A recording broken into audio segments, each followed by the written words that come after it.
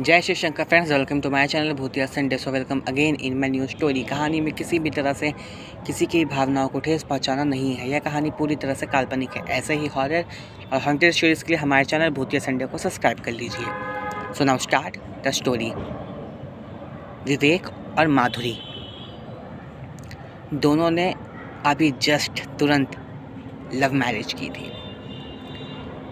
विवेक और माधुरी दोनों एक दूसरे से बहुत प्यार करते थे और विवेक के पेरेंट्स माधुरी को एक्सेप्ट नहीं करना चाहते थे। वो चाहते थे कि विवेक की शादी उनकी पसंद की लड़की के साथ हो, बट विवेक ने माधुरी को पहले ही अपने लिए पसंद कर लिया था। पेरेंट्स के राज़ी ना होने पे विवेक ने माधुरी के साथ एक मंदिर में शादी कर ली। शादी करके विवेक माधुरी को लेके अपने घर आया, अपने पेरेंट्स के पास। विवेक के जो पेरेंट्स थे, खास करके उसके फादर विवेक के, उन्होंने माधुरी को एक्सेप्ट करने के लिए मना कर दिया कि हम अभी अपनी बहू के रूप में बिल्कुल इस लड़की को नहीं मान सकते। मैं मानूंगा ही नहीं, अभी मैं कभी नहीं मानूंगा। अब मैं कभी नहीं मानूंगा। और उन्होंने शादी कर ली है तो मैं तुम दोनों को अलग भी नहीं करूंगा, मगर मैं नहीं चाहता कि तुम दोनों अब मेरे साथ हमारे घर में रहो। विवेक काफ़ी ज़्यादा अपने पेरेंट्स को एग्री करने की कोशिश करता है, हाथ पैर जोड़ता है, उनके पैरों में पैर छूता है कि प्लीज़ हमको एक्सेप्ट कर लीजिए, हम लोग कहाँ जाएंगे आप लोगों के बिना, हमारा कोई नहीं आप लोगों के बिना, प्लीज़ प्लीज़ प्लीज़। काफ़ी ज़्यादा विवेक बोलता है। विवेक की जो बहन होती है, छोटी बहन, और विवेक का छोटा भाई, वो दोनों भी काफ़ी ज़्यादा पेरेंट्स को मना रहे थे कि वो मान जाए, विवेक और माधुरी को एक्सेप्ट कर लें। बट विवेक के फादर तो बिल्कुल नहीं कर रहे थे और विवेक की जो माँ थी वो भी नहीं चाहती कर रही थी जल्दी। वो अपने हस्बैंड के साथ दे रही थी कि मैं नहीं कर सकती जब तक ये नहीं करेंगे, उनके हस्बैंड नहीं करेंगे, विवेक के फादर।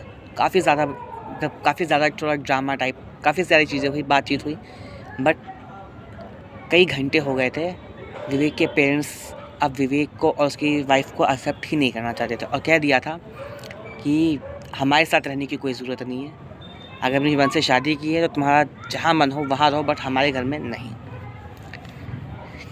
इतने में ही विवेक की जो माँ होती है विवेक को बोलती हैं कि ज़्यादा कोशिश मत कर, तेरे पापा को मनाना बहुत मुश्किल है। अगर ज़्यादा ज़बरदस्ती करेगा तो उनकी तबीयत ख़राब हो सकती है और वो कुछ भी कर सकते हैं, क्या पता वो खुद ही घर छोड़ के कहीं चले जाएं। तो ऐसा करो, तुम दोनों कुछ समय तक कहीं और रह लो और तुम्हारे पापा को मैं मनाने की कोशिश करूँगी। अगर मैं भी तुम्हारे पापा के तरफ नहीं होती या नहीं तो उनको काफ़ी ज़्यादा दुख होता और वो कुछ भी कर सकते थे, घर छोड़ के जा सकते थे या अपने आप को एक कमरे में बंद कर लेते, कुछ भी हो सकता था। इसलिए और वो यही सोचते कि मेरा कोई नहीं है, मेरे साथ कोई नहीं है, इसलिए मैं तुम दोनों के खिलाफ़ बात कर रही हूँ। हाँ, कुछ टाइम पहले मैं भी माधुरी को एक्सेप्ट नहीं करना चाहती थी, बट तुमने जब शादी कर लिया है तो मैं किसी लड़की की ज़िंदगी बेकार नहीं होने दे सकती। मैं माधुरी को अपनी बहू मानती हूँ, बट अभी तुम लोगों को जाना होगा जब तक तुम्हारे फादर, तुम्हारे विवेक, तुम्हारे पापा राज़ी नहीं हो जाते इस शादी को एक्सेप्ट करने के लिए। ऐसे ही काफ़ी टाइम होते गए, वो लोग बात की। उसकी मम्मी ने, विवेक की मम्मी ने विवेक को साइड में ले जाके अकेले में समझाया। विवेक और उसकी वाइफ माधुरी मान जाते हैं कि ठीक है मम्मी जी। बोलती है माधुरी कि मगर प्लीज़ आप पापा जी को ज़रूर मना लीजिएगा, वो हमारी शक्ल भी नहीं देखना चाहते, नहीं तो मैं कैसे भी करके पापा जी को मना लेती। बोलती है तुम सदा सुहागन रहो, खूब सारा आशीर्वाद देती है और बोलती है कि अभी नई ज़िंदगी की शुरुआत कर रहे हो और अपनी नई ज़िंदगी की शुरुआत के लिए ऑल द बेस्ट। और अभी तुमको यहाँ से चले जाओ क्योंकि अभी ज़्यादा देर हो जाएगी, रात हो जाएगी, तो तुम कहाँ जाओगे, कैसे रहोगे। विवेक एक अच्छी जॉब करता था, उसका पैकेज भी बहुत अच्छा था। तो विवेक की मम्मी समझाती है और वो दोनों फिर चले जाते हैं। इतने में विवेक के फादर बोलते हैं अपना सामान वगैरह सब कुछ लेके जाना है यहाँ से, कपड़े वगैरह सब कुछ। विवेक की माँ जो होती है वो विवेक को दे देती है। विवेक अपनी वाइफ को लेके होटल में आता है, बिकॉज इनको कहीं और कोई जगह नहीं थी जहाँ पे रह सकते, और रात शाम हो ही चुकी थी ऑलमोस्ट। तो लोग अचानक से कैसे कोई घर लेना किराए पे और फिर सामान शिफ्ट करना तो पॉसिबल नहीं था। तो कि होटल में जाते हैं और वहाँ पे रूम लेते हैं और वहाँ पे ये लोग पूरी रात अपनी स्पेंड करते हैं, रात रुकते हैं। और सुबह विवेक और उसकी वाइफ तैयार होकर अपने लिए सबसे पहले एक अच्छा घर ढूंढते हैं। और काफ़ी सारा सामान जो गृहस्थी का होता है, जैसे घर का सामान होता हैगा, जैसे बेड और उस तरीके गद्दे, तकिया, पिलो, बर्तन, काफ़ी सारी चीज़ें विवेक की माँ चुपचाप बिना विवेक के फादर को पता चले वो काफ़ी सारा सामान विवेक को भिजवा देती है। विवेक उनको पता होता है कि विवेक कहाँ रह रहा है, वो भिजवा देती हैं होटल में। मतलब उनको पता था कि वो हाँ होटल में रह रहा है, तो विवेक की बात हुई थी उसकी माँ से, तो मतलब विवेक के लिए होटल में भिजवा देती हैं। वो सब कुछ शिफ्ट करता है सामान और अलग रहना शुरू, मतलब अब वहाँ पे वो रहना शुरू कर देता है। रहते रहते 5 साल बीत चुके थे, बट विवेक के फादर का गुस्सा बिल्कुल भी शांत नहीं हुआ था और विवेक को कहीं भी एक्सेप्ट करने के लिए तैयार नहीं थे। बहुत कोशिश की उसकी विवेक की मम्मी ने, बट वो अपनी बात पे अड़े हुए थे, ना तो मतलब ना। कुछ टाइम बाद विवेक का ट्रांसफ़र हो रहा था। इन 5 सालों में काफ़ी सारी चीज़ें हुई। विवेक के 2 ट्विंस बेबी हुए थे, अक्षय और माधुरी, सॉरी अक्षय और पल्लवी। माधुरी उसकी वाइफ का नाम था। विवेक के 2 ट्विंस बेबी हुए थे जो कि अब 3 साल के हो चुके थे। अब विवेक का ट्रांसफ़र होने जा रहा था और विवेक और उसकी वाइफ ने एकदम उम्मीद खो दिया था कि अब उसके फादर बिल्कुल भी नहीं राज़ी होंगे उनको, क्योंकि अब वो एक शहर में रहते हुए नहीं मना पाए 5 साल में, तो वो अब क्या मना पाएंगे दूसरे स्टेट में जाके। वो शहरी तो शहर, दूसरे स्टेट ही छोड़ रहे थे। विवेक का ट्रांसफ़र हो रहा था। विवेक अपनी माँ को ये बात बताता है और उसकी माँ काफ़ी ज़्यादा रोने लगती है कि मेरा बेटा तब मुझसे इतनी साल तक दूर रहा और अब शायद हमेशा के लिए हो जाएगा, अब तो मैं उसको देख भी नहीं पाऊँगी। काफ़ी सारी तब बातें होती हैं। विवेक का ट्रांसफ़र होता है। विवेक अपनी फैमिली को लेके, अपने दोनों बच्चों को, अपनी वाइफ को लेके, जहाँ पे उसका ट्रांसफ़र होता है जिस स्टेट में, उस सिटी में वो आ जाता है। फिर से वही सब चीज़ें, वो एक अच्छा सा घर देखता है अपने लिए। पहले तो सामान शिफ्टिंग वगैरह काफ़ी कुछ होता है, सामान शिफ्ट कर लेते हैं। अब विवेक को जहाँ पे अलॉट किया गया था कमरा, तो जहाँ पे उसको मिला, मतलब जहाँ पे उसने अपना अलॉटमेंट खुद लिया था, जहाँ पे उसने रूम देखा था, वो वहाँ पे शिफ्ट करने के लिए सोच रहा था। बट विवेक की जो वाइफ होती है उसको थोड़ा अच्छा नहीं लगता है वहाँ पे। विवेक की वाइफ बोलती है कि क्या ये सुनसान सी जगह ली है तुमने। विवेक बोलता है कि क्या अच्छी तो जगह आएगी, तो एकदम पीसफुल हैगा, ना कोई डिस्टर्ब, ना कुछ, मेन रोड थोड़ा सा आगे जाके हैगा। उसको ये बहुत अच्छा लगा, बहुत पीसफुल लगा, इसलिए मैंने लिया है। और ख़ास करके यहाँ के जो रूम्स हैं वो काफ़ी ज़्यादा अच्छे हैं, मतलब बड़े हैंगे, अच्छे हैंगे, और यहाँ पे रेंट भी ज़्यादा नहीं है, तो हम अपना आराम से बैलेंस कर सकते हैं और सेविंग्स भी अच्छी होगी हमारी यहाँ पे। माधुरी बोलती है ठीक है, तुमने ले लिया है तो हम शिफ्ट तो करना ही है, तो शिफ्ट करते हैं वहाँ पे। कुछ महीने हो जाते हैं और वो रहने, मतलब 1 महीना हो चुका था, 1 महीने से ऊपर वो लोग रह रहे थे आराम से। अब विवेक और उसकी वाइफ उसके बेटे अक्षय और पल्लवी के लिए एक स्कूल भी देख रहे थे कि कोई अच्छा सा स्कूल मिल जाए और वो लोग अपने बच्चों का एडमिशन करवाते हैं। एक रात आती है जिस दिन अक्षय और पल्लवी दोनों बच्चे घर में अकेले होते हैं। रात का समय होता है, शाम का। अक्षय पल्लवी अकेले होते हैं और विवेक और माधुरी ऑफिस की एक पार्टी में जाते हैं जहाँ पे बच्चों को अलाउड नहीं किया गया था। मतलब वो बड़ों की पार्टी सिर्फ थी जिसमें ड्रिंक्स वगैरह सब कुछ था।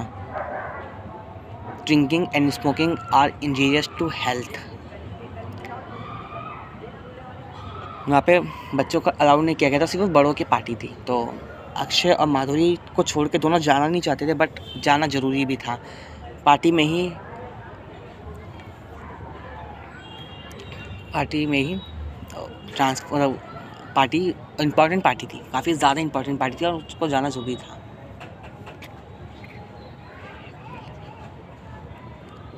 काफ़ी ज़्यादा इम्पॉर्टेंट पार्टी थी और वो लोग जाने के लिए तैयार हो जाते हैं। जैसे ही वो लोग जाते हैं पार्टी में और रात हो जाती है, अक्षय और पल्लवी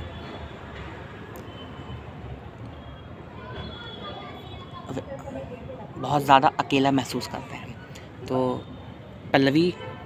माधुरी फ़ोन करती है अपने नेबर्स को कि बच्चे घर पे अकेले हैं, तो क्या आप प्लीज़ कुछ देर के लिए घर पे आ सकते हो? बच्चों का फ़ोन आया था और वो काफ़ी ज़्यादा कह रहे हैं हम लोगों को अकेला लोनली फ़ील हो रहा है।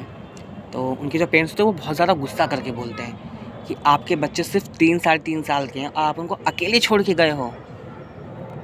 तो विवेक और पल्लवी बोलती कि नहीं, उनको आदत है कई बार अकेले रहने की, ताकि वो लोग 2-3 बार रहे हैं और दिन में तो रह लेते हैं आराम से, कोई प्रॉब्लम नहीं होती है, बट वो रात में उनको थोड़ा मतलब रात है इसलिए शायद वो कह रहे हैं आपको पता हमारी सोसाइटी कितनी सुनसान और कैसी है, और आपको ऐसे मतलब बहुत ज़्यादा गुस्सा करते हैं वो। उसके बाद देखते हैं, फिर बोलते हैं ठीक है मैं अभी जाता हूँ, मैं अभी घर से बाहर हूँ और मैं थोड़ी देर में, हम दोनों वो हस्बैंड वाइफ भी घर से बाहर होते हैं और कहते हैं कि थोड़ी देर में हम लोग घर पहुँचते हैं और फिर आपके घर पे जाते हैं। इतने में विवेक और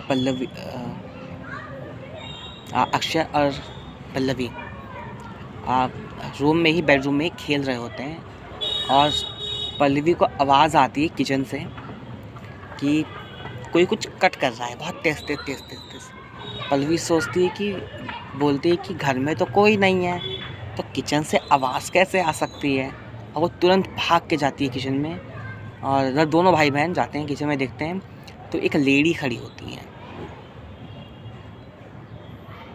और वो सिर्फ चाकू को कटिंग बोर्ड के ऊपर चला रही होती है बहुत तेज़ और फिर उसको चाकू को शार्प कर रही होती है, उस पर धार लगा रही होती है। तो दोनों बोलते हैं कि आंटी आप कौन हो और आप घर में कैसे आए? हमारे पेरेंट्स ने तो घर में ताला लॉक कर दिया है और चाबी तो सिर्फ नेबर वाली आंटी के पास है, आप कैसे आए? आपको हमने तब पीछे से देखते हैं वो सिर्फ अभी उनको, तो उनको लगता है कि हाँ मतलब इनको हमने पहली बार देखा है, कहते हैं पीछे से बाल वगैरह देख के समझ में आ जाता है। तो वो बोलते हैं फिर कि हाँ ठीक, फिर कौन हो आप? जैसे ही ये बोलते हैं इतने में ही वो जो लेडी होती है वो टर्न करती है और उसका चेहरा बहुत ही ज़्यादा डरावना था। उसके गालों पे 2 कट्स थे बड़ी आँखें, सफ़ेद चेहरा एकदम से और एकदम वाइट आँख, अजीब सा, और उसके हाथ पैर भी एकदम वाइट थे और लंबे और हल्के काले नाखून, येलोइश और ब्लैक में। तो जो